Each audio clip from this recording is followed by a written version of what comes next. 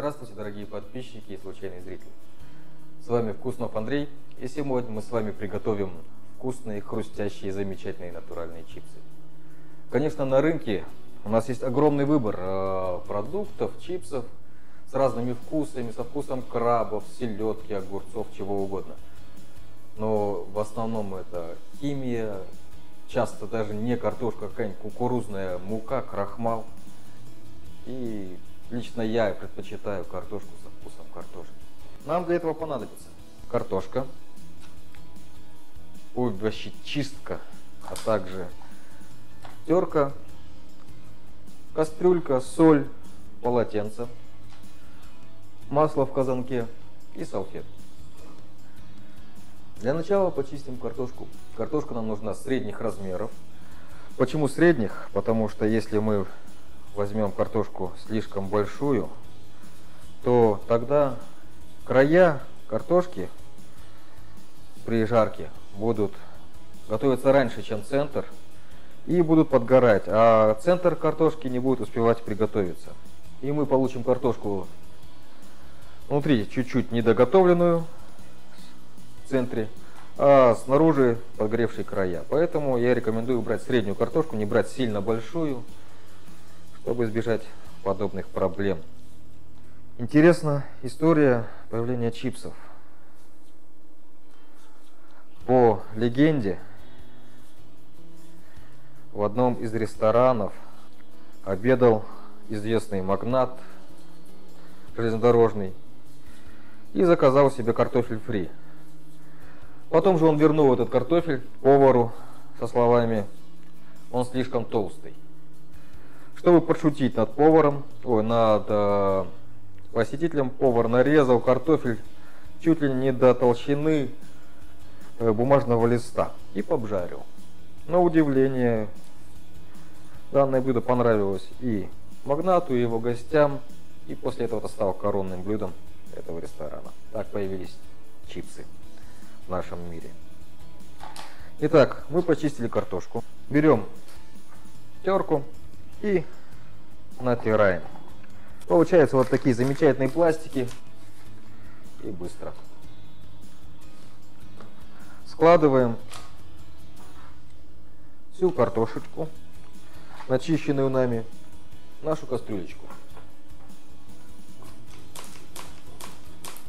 При жарке чипсов уходит много масла.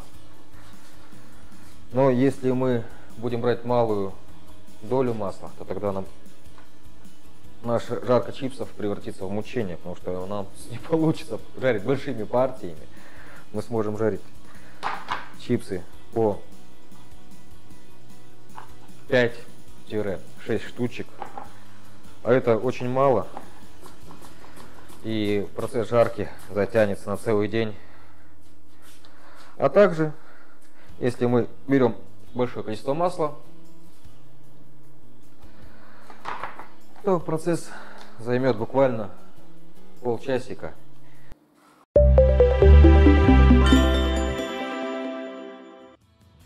Теперь нам нужно посолить наши чипсики.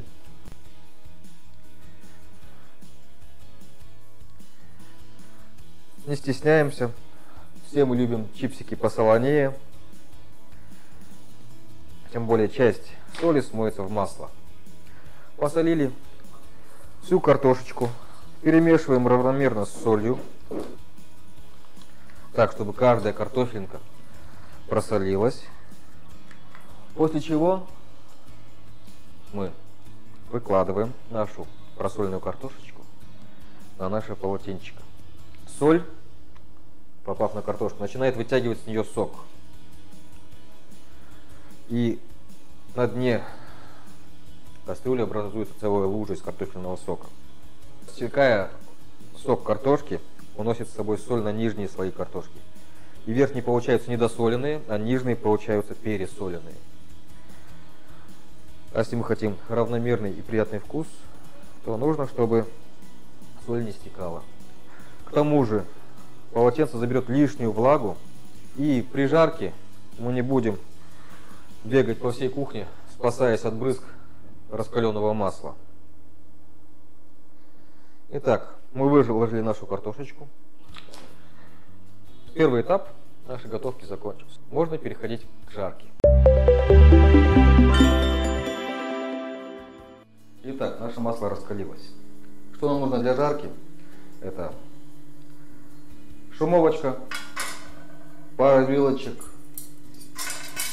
кастрюлька и масло. Масло должно быть средней прокалки, так как если масло будет слишком сильно прокалено, то опять же мы получим эффект, когда чипсы в центре еще не приготовились, а по краям начинает уже пригорать.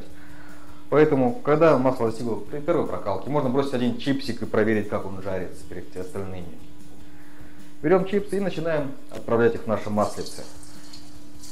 Вы видите, что масло не брызжет во все стороны. Я не скачу, не кричу от ожогов, потому что мы нашу картошечку выложили на полотенчико. Желательно ее еще разок перевернуть, чтобы верхняя часть картошки, вот эта, оказалась внизу и излишняя влага была впитана на полотенце. Вот мы закинули чипсики, теперь не ленимся, их переворачиваем. Надо делать как можно быстрее, иначе они слипнутся между собой и получится не так уж, чтобы очень хорошо.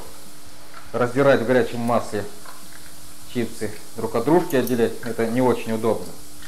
Масло немного горячеватое, поэтому я сбавляю огонь. Пока чипсики поджариваются, мы нашу плоскую, широкую сковородочку, которую мы заранее для этого подготовили, выкладываем салфеточками, чтобы чипсы, которые у нас будут готовы, отдали лишнее масло, а за счет того, что сковородка широкая, они не будут собирать на себя конденсат и не будут сыреть. Также излишний конденсат будет собирать наши салфетки.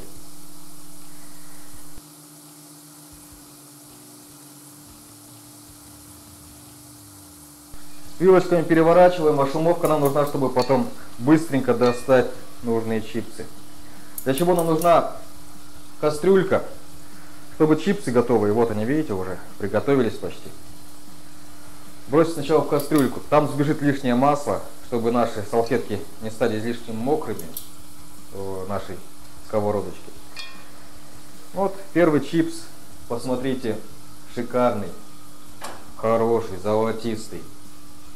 Отправляется в нашу кастрюльку.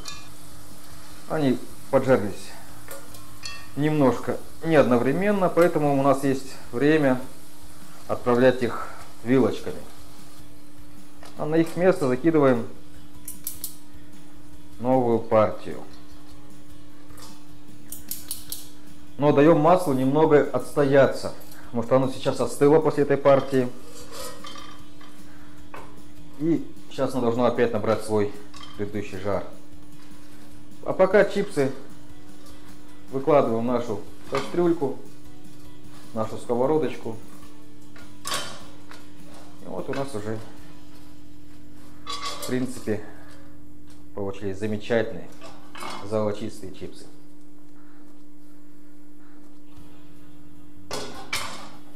Так, масло подогрелось, отправляем вторую партию.